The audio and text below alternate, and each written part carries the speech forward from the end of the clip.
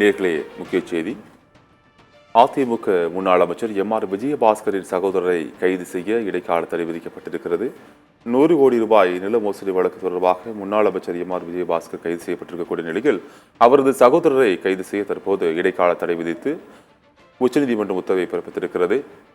அதிமுக முன்னாள் அமைச்சர் எம்.ஆர். விஜயபாஸ்கரின் சகோதரரை கைது செய்வதற்கு தற்போது இடைக்கால தடை விதிக்கப்பட்டிருக்கிறது.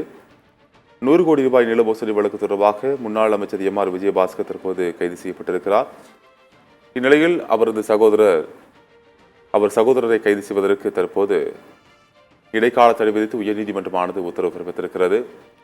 அதிமுக இருக்கக்கூடிய அமைச்சர் எம்.ஆர். விஜயபாஸ்கர் 100 கோடி ரூபாய் நில மோசடி வழக்கு தொடர்பாக கைது செய்யப்பட்டிருக்கிற நிலையில் அவரது சகோதரரை கைது செய்வதற்கு தற்போது இடைக்கால தடை விதிக்கப்பட்டிருக்கிறது.